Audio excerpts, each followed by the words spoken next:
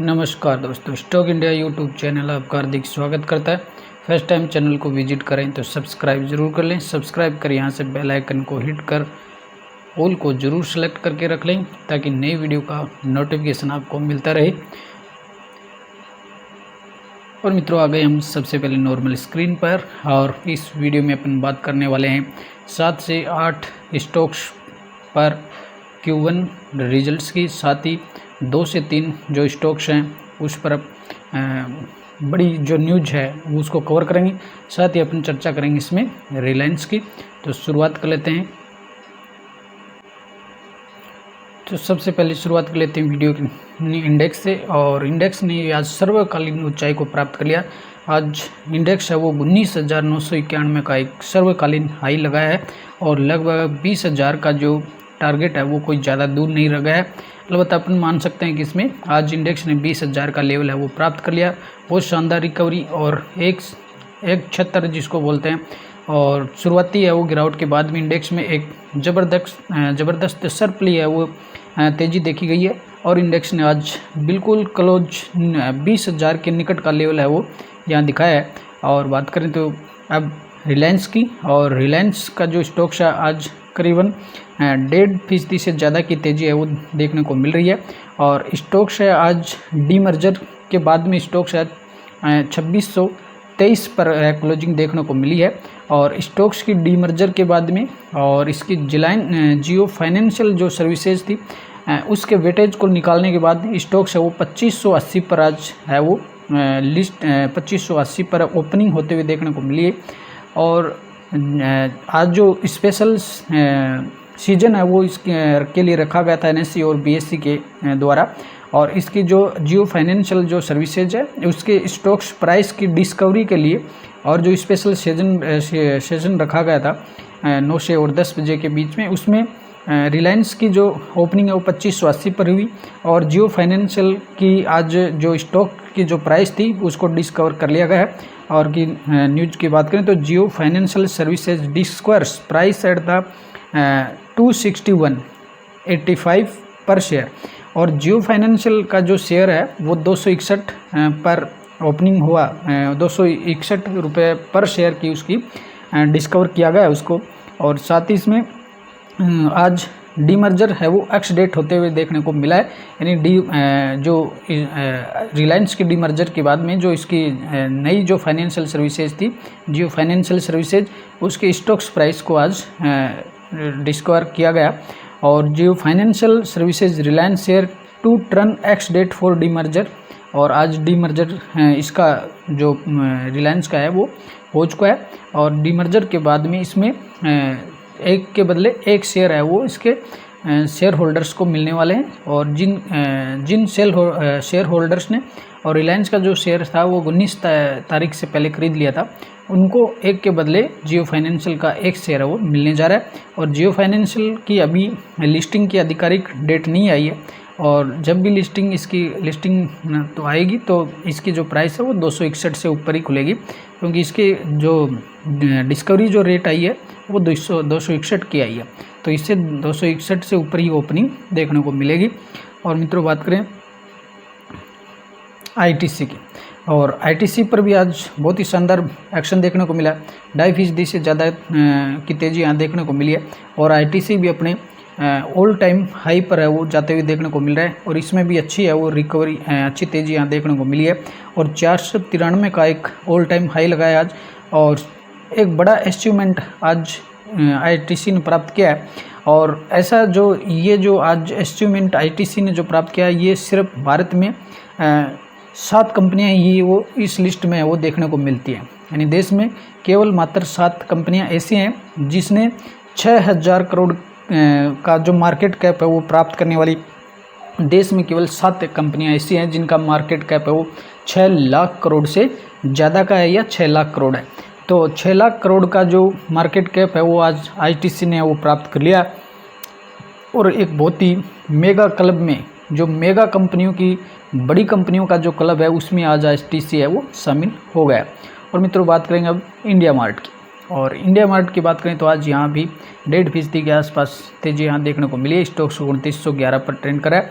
और इसके Q1 results की चर्चा करें तो आज इसके Q1 जो रिजल्ट्स थे, एस्टिमेट है वो EPS है वो अच्छा ही देखने को मिला है और इसने अपने जो टारगेट्स थे उसको बीट किया है और यहाँ 18% अच्छा रहा EPS। अर्निंग पर शेयर है वो 18% रहा है। एक्सपेक्टेड जो EPS था 13.17 था, रिपोर्टेड 15.55 रहा है। अगर रेवेन्यू की बात करें तो रेवेन्यू 3.5% है वो डाउन रहा है और एक्सपेक्टेड जो रेवेन्यू था 277 करोड़ का था, कंपनी ने 267 करोड़ का रेवेन्यू पोस्ट किया है।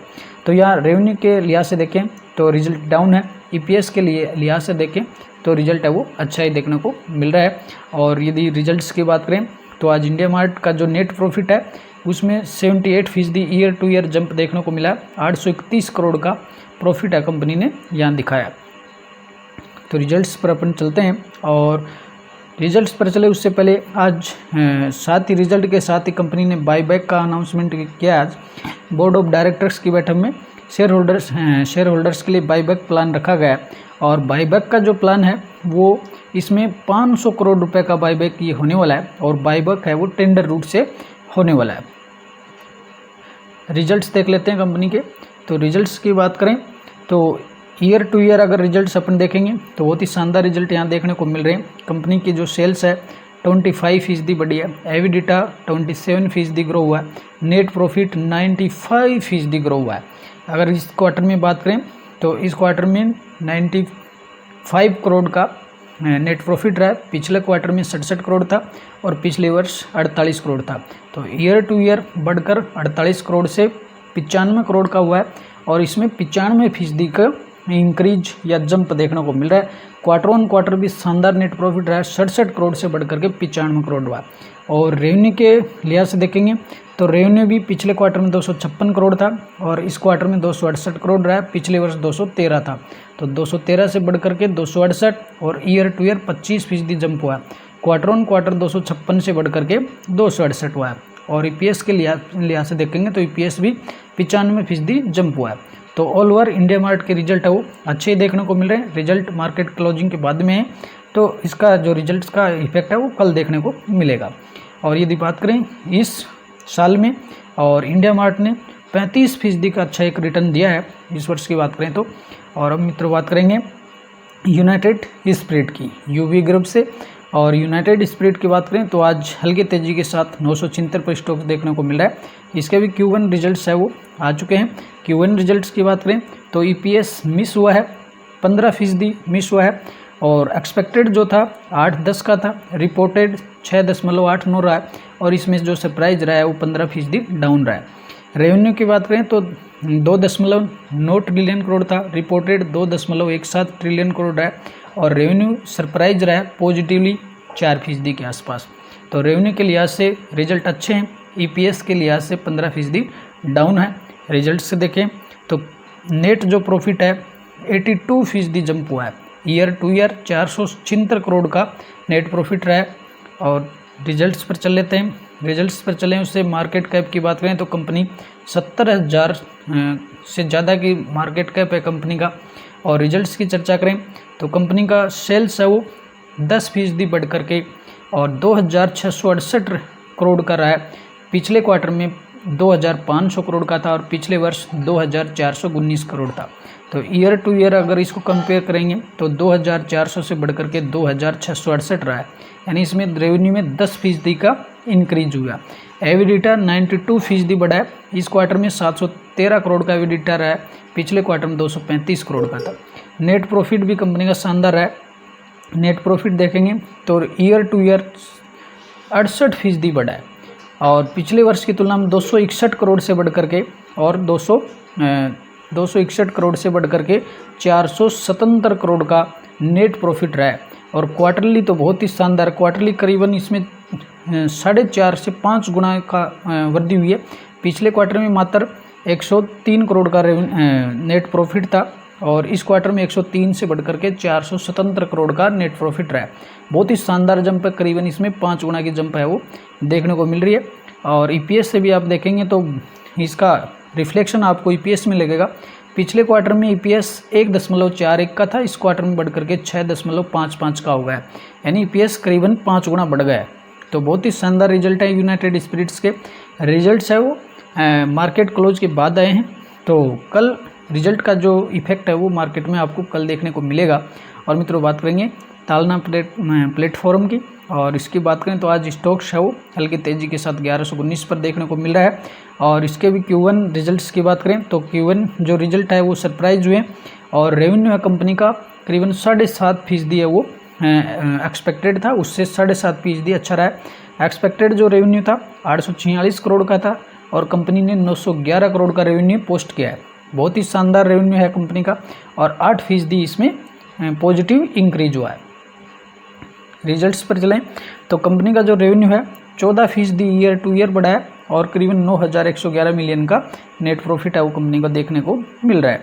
रिजल्ट्स पर चल लेते हैं। रिजल्ट्स की बात करें तो कंपनी के मार्केट कैप 15,000 करोड़ की है।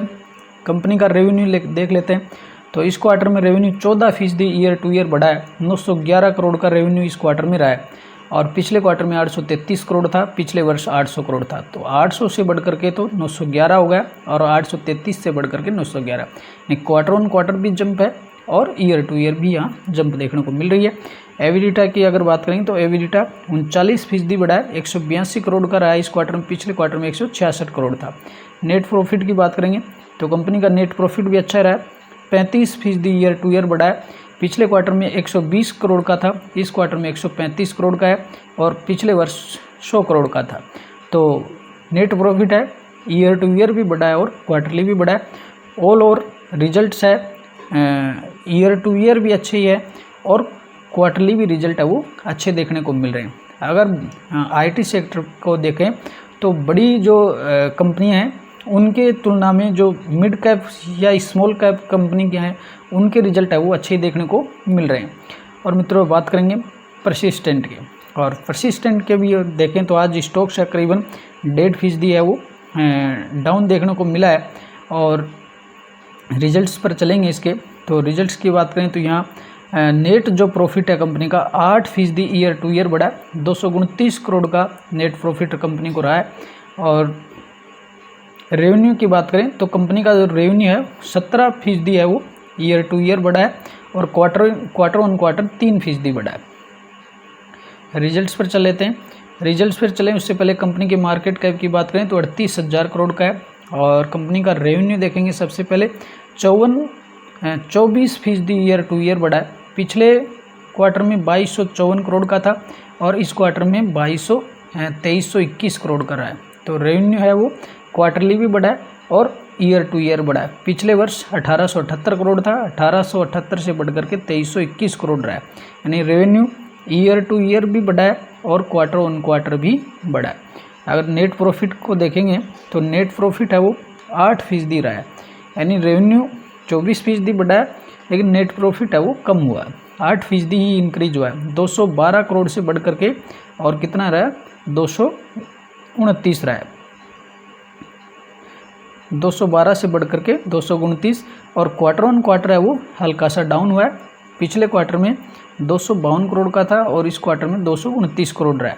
ईपीएस को से भी देखेंगे तो रिजल्ट्स का इफेक्ट आपको पता लग जाएगा कि ईपीएस को भी देखेंगे तो पिछले क्वार्टर में ईपीएस करीबन 33 था, इस क्वार्टर में 30 का रहा है। तो रिजल्ट्स है वो नेट प्रॉफिट है वो 3% तक प्रभावित हुए। तो ऑल ओवर अगर रिजल्ट्स ईयर टू ईयर अपन देखते हैं तो ईयर टू ईयर रिजल्ट है वो अच्छे देखने को मिल रहे हैं। और यदि इस साल की बात करें तो इस वर्ष में यहाँ 25 से 26% का रिटर्न है वो यहाँ देखने को मिल रहा है। और मित्रों बात करेंगे कोफरेज की, और कोफरेज के भी क्यूबिन रिजल्ट्स पर चले उससे पहले अपन देख लेते हैं आज स्टॉक्स है वो 1.5% से ज़्यादा है वो डाउन हुआ है। और रिजल्ट्स बात करें तो रिजल्ट्स है काफ़ी डाउन देखने को मिल रहे हैं। ईपीएस है वो 26% मिस हुआ है। और सरप्राइज की बात करें तो 26% सरप्राइज डाउन सरप्राइज है।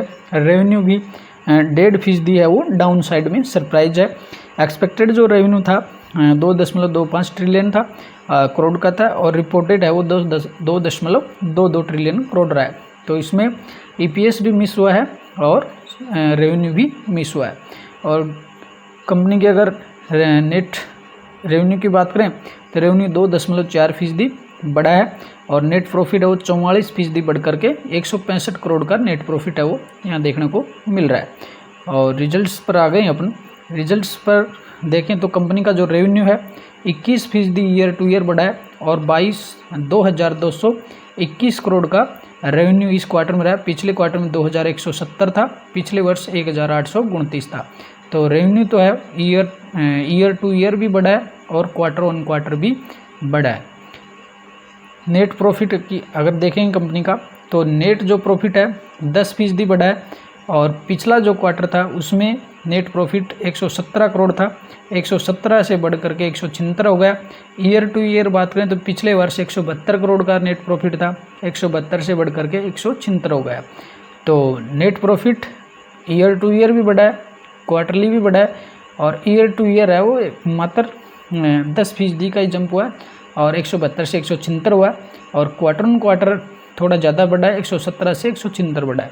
ईपीएस भी देखेंगे तो ईपीएस पिछले क्वार्टर में 18.79 था, इस क्वार्टर में 27 का रहा है। तो ये ईपीएस है वो 10% बढ़ा है, ईयर टू ईयर बढ़ा है। ऑल ओवर देखेंगे तो ईयर टू ईयर है वो रिजल्ट अच्छे ही देखने को मिल रहे हैं। और इस साल की बात करें तो इस साल में यहाँ करीबन 21 से 22% का रिटर्न है वो यहाँ मिला है। और लास्ट 5 ईयर की बात करेंगे तो पिछले 5 सालों में अच्छे ही रिटर्न यहाँ बने हैं, करीबन 141% का रिटर्न है वो कॉफरोज ने दिया है। और मित्रों बात करेंगे अब इन्फोसिस की, और इन्फोसिस के Q1 रिजल्ट्स भी अपन देखेंगे। तो रिजल्ट्स पर चलें उससे पहले आज देखें तो स्टॉक से करीबन 2% से ज़्यादा है यहाँ क्रैश हुआ है और क्रैश होने के भी इसके रिजल्ट अभी आए हैं, रिजल्ट डाउन नहीं, रिजल्ट अच्छे ही हैं, लेकिन क्रैश क्यों हुआ है वो भी देखेंगे अपन। तो सबसे पहले देख लेते हैं कि रिजल्ट आशा के मुताबिक रहे या नहीं रहे। तो रिजल्ट देखें तो ईपीएस है वो बीट हुआ है 7,984% से, यानी बहुत ही शानदार सरप्राइजिंग है। इसका जो एक्सपेक्टेड जो ईपीएस था 0.18 था, रिपोर्टेड हुआ है 14.35, यानी इसमें सरप्राइज कितना रहा है 7,984% है वो बढ़ा है, यानी बहुत ही शानदार रहा है कि ईपीएस की दृष्टि से देखें तो रिजल्ट है वो ब्लॉकबस्टर रिजल्ट है। लेकिन अगर रेवेन्यू के लिहाज से देखेंगे तो रेवेन्यू मात्र इसमें 0.36%, 1% भी प्लस नहीं है, पॉजिटिव तो है लेकिन बहुत ही कम पॉजिटिव है। 27.8 ट्रिलियन करोड़ का रेवेन्यू एक्सपेक्टेड किया गया था, कंपनी ने इसके लमसम भी दिया है 37.97 ट्रिलियन करोड़ का दिया, यानी जो एक्सपेक्टेड था उसके बराबर ही कंपनी ने दिखाया है। तो इसमें कोई बड़ी सरप्राइज वाली बात नहीं है। और देखेंगे तो कंपनी ने 2024 के लिए जो अपना प्रोजेक्शन दिया है कि अगले साल है कंपनी का रेवेन्यू है वो डाउन रहने वाला है, तो इस वजह से स्टॉक्स है वो अच्छे रिजल्ट होने के बावजूद भी यहाँ स्टॉक्स है वो डाउन देखने को मिला है। Q1 रिजल्ट की बात करेंगे तो कंपनी का जो प्रॉफिट है 11% ईयर टू ईयर बढ़ा, 5,945 करोड़ का नेट प्रॉफिट रहा है। और यदि इसके बात करें Q1 रिजल्ट में तो फाइनेंशियल ईयर 24 के लिए जो रेवेन्यू की गाइडलाइंस दी गई है वो करीबन 1 से 3-3.5% तक डाउन रह सकती है, यानी क्वार्टरली जो Q1 के रिजल्ट है वो तो एक्सपेक्टेड जो थे उसके अनुरूप ही आए, ठीक ठाक ही रहे, डाउन नहीं रहे। लेकिन 2024 का इसने जो रेवेन्यू गाइडलाइंस या रेवेन्यू का जो प्रोजेक्शन दिया है 2024 में वो डाउन रहने वाला है, इस वजह से स्टॉक्स में आज यहाँ आपको गिरावट देखने को मिली है। साथ ही अगर बात करेंगे इन्फोसिस के एडीआर की तो आज यूएसए का मार्केट ओपन हो चुका है और उसमें जो इन्फोसिस का जो एडीआर है 9% डाउन में खुला है, यानी काफ़ी 9% है वो गिरावट रही है।